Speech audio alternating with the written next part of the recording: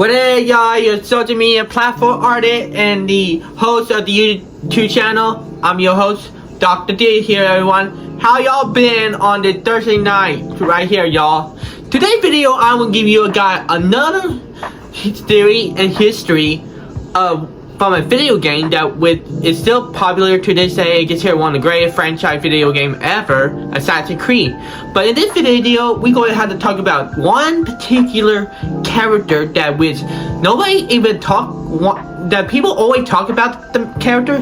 He's the Norse mythology character, basically the most popular Norse mythology character. We're going to talk about the Assassin's Creed character Loki. Assassin's Creed Loki right there. Not the Loki from Marvel. I like Loki from Marvel. I want to talk about Loki from Assassin's Creed. I want to talk to you guys about it because have you ever thought about what happened to Loki after he transferred his DNA into the embryo of the Isus? In case he dies, he'll be reborn and stuff. We need to talk about that because ever since the event that happened in the stories in Assassin's Creed when the solar flare that hit the Earth thousands of years ago, causing the lives of both humans and Isu kind apart alike, and which also caused the destruction of the Isu civilization. For me, we need to talk about what happened to him during that event, during the event that led him to his death, and also led us to the newest Assassin's Creed game that came out last year, Assassin's Creed Mirage. Before we continue this video, if you guys new to the channel, please subscribe to the channel, alright? We are closer to 4,000 subs, y'all. We're almost there. Like, we got over 120 subscribers to go to hit 4,000 subs. That is really good. When we hit 4,000, we're closer to hit 5K right there, y'all. Please help me grow this YouTube channel, alright? I really appreciate y'all for supporting this, okay? Okay, now onto the video.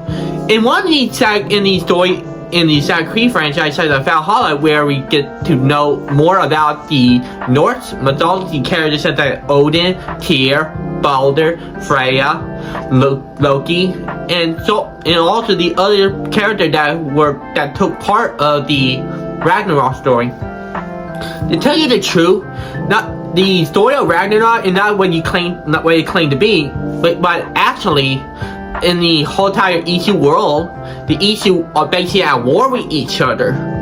In the story of Assassin's Creed. The reason why I say that because in Valhalla we see Eivor had a vision of Asgard and the whole entire Norse gods planning on what to do against the frost giant or the fire giant in case they attack again.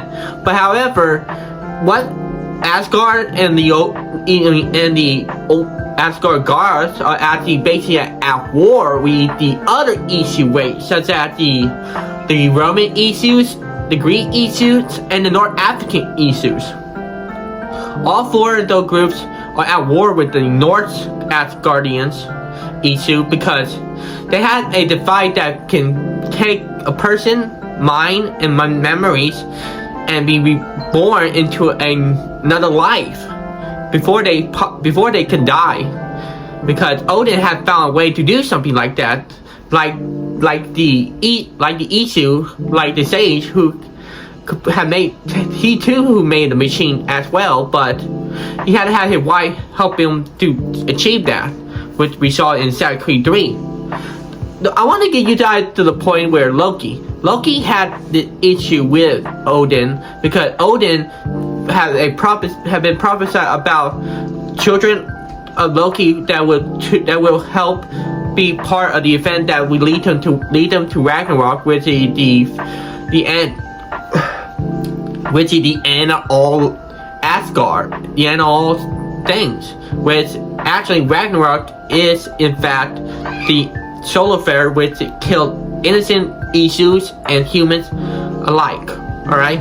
And so Loki thought he could bring his children to Asgard without being seen by Odin or his other components. And so his child Fenrir got captured and being treated as an animal and all that stuff. I felt like his A4 vision doesn't show what Fenrir really looked like, because he looked like an animal in the vision, but in Isu reality, he looked like more like a human. I mean, more of an Isu like his father or Saturn like that. And also, when you think about it, the Frost Giant are the Roman Isus because their leader had the similarity of an Isu character named Jupiter, which he was mentioned in the Assassin's Creed Revelation, showing that the Frost Giants are the Roman Isu, and the Roman Isu hates the Asgardian Isu, and Loki thought he can get some more help of protecting the children by telling Jupiter about the thing that Odin had been doing behind his back. And so Jupiter did have a fight in the scene where A4 character was fighting the king of the Frost Giant. Alright?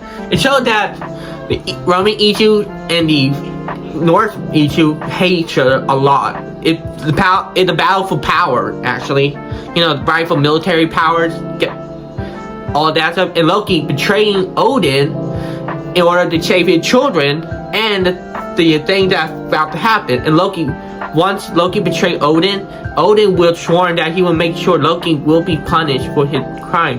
Like the secret ending we saw, nobody would get to here, neither Loki. Remember that scene? Yeah, the secret ending in the Assassin's Creed where we saw all the Norse led by Odin to the battle when the Solar Flare still continued to kill everyone, which Loki managed to get into the place, kill a Isu Asgardian, take his DNA and his memory and put inside of the embryo, so in case he dies, he'd be returned back.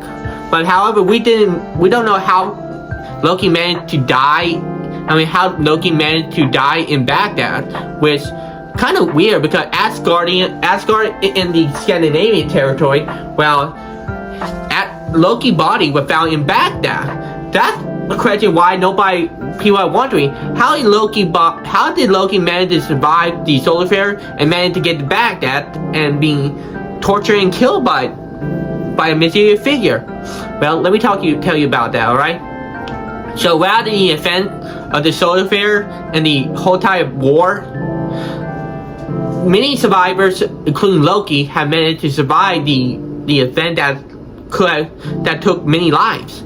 There were fewer than like 100,000 Isu that survived the catastrophic solar flare, alongside with some million humans. After that, Loki became the only survivor of the solar flare out all the Norse characters that were in the Assassin's Creed Valhalla. I believe that after that he escaped from the territory that took his whole entire homeland and moved himself to somewhere else safer and get him more time to figure out how he going to plan his revenge on Odin in the next life. So he basically became a refugee after the solar flare event, right? We led him back to the one of the Isu civilizations that's still standing, just in Baghdad. He basically became a refugee / a criminal because Loki kind of betrayed the Isu's alliance with Jupiter and the other allies of the Isus for having them fail to stop Ragnarok to happen, and also blaming Loki for the lives of millions that we could have prevented Odin from doing something that is bad right there. And also blaming Loki for other things that caused the Isu civilization to fall to the dirt. And so he basically became a fugitive after that, living in what remains of the Isu civilization, so that Baghdad right there. Alright, but he basically hid from there for like a couple years, planning on trying to get Odin back for what he did to his son, his wife, and the other children he has, which is basically based upon Greek Norse mythology, where Odin did bad thing to his children, such as Hela sent her to become the goddess of hell. Vanir got tied up by a stronger rope that the Greek world have ever made. I mean the Asgardian world have ever made, and his serpent son drove him and become the serpent of the whole entire Asgardian world. That's what Odin did to Loki's children, and want payback for that. But however, following a couple of years after the event happened, Loki got captured by the Aesir. He was basically tried by the remnant of the high leaders of the Aesir civilization, sending Loki to death by one of the Aesir. Basically, it had to be Jupiter, because Jupiter is mad with Loki because he didn't do his job of preventing Odin from launching the Ragnarok right there. And for that, he was given and sentenced to death, being tortured and being killed by Jupiter himself, putting his body inside the Aesir machine, which Basim, 1,000 years later, found it and become one with his previous life, starting the whole entire revenge arc against Odin, which he didn't get his chance to do because he was put inside of another machine, waited for like 1,000 years later from the main female character would take his place, and now he's basically trying to find his way to bring his family back. That's what I want to see. I want to know what happened to Basim today in the modern day era. What he gonna do in this situation?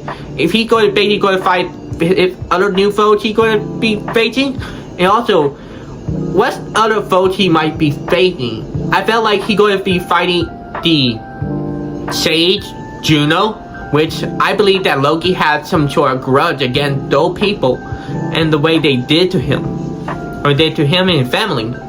Something like that. Loki and the Sage might have good connection with each other. Something with nobody knows what the problem with the two groups. Well, eventually we will get to that once a new Sad Creek game will come out eventually. I just hope it will be better than the other Sad Creek game.